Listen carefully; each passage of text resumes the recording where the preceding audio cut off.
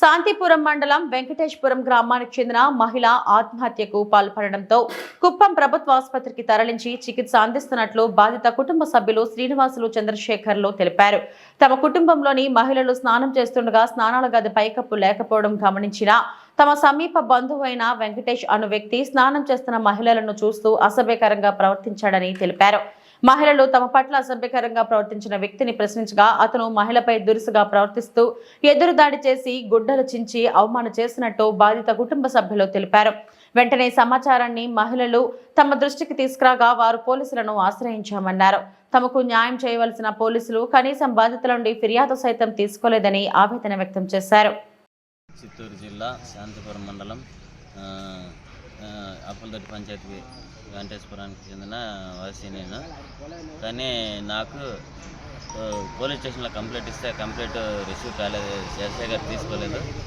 కానీ నాకేం జరిగిందంటే, నమస్కారము రాళ్ళబోతు గారు ఎస్ఐ గారికి కూడా నమస్కారము. కానీ మన ప్రేక్షకులంతా, టీవీ చూసే ప్రేక్షకులకంతా నేను చెప్పే విన్నపం ఏమంటే, జె శ్రీనివాసులు నా పేరు, మా తండ్రి పేరు జేజప్ప, వెంకటేశ్వరం నివాసి. కానీ నేను ఎందుకు వచ్చినానంటే, మా ఆడవాళ్ళు ఏమో నా మరదాలు పిల్లలు నీళ్ళు పోసుకుంటా అంటే మా చిన్నాయన కొడుకు వెంకటేశ్వర అనే మనిషి చూసినాడని చెప్పంగా నేను ఆదివారం నైట్ ఇంటికి వచ్చినాను.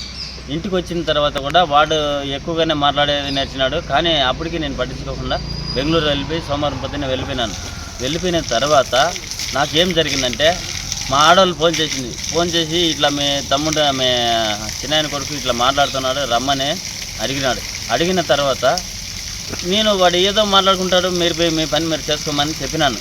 కానీ వీరే మాట్లాడారు వారే మాట్లాడారు నాకేమి తెలియని దానివల్ల నాకేం జరిగిందంటే,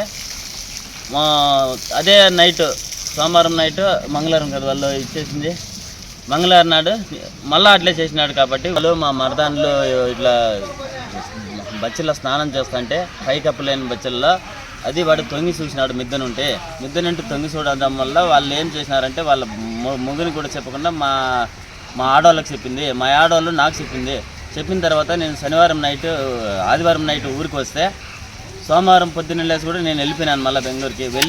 మా ఆడవాళ్ళు నాకు చెప్పడంతో వాడు ఇంట్లో దూరి 12 గంటల రాత్రుల్లో కూడా కొట్టినాడు.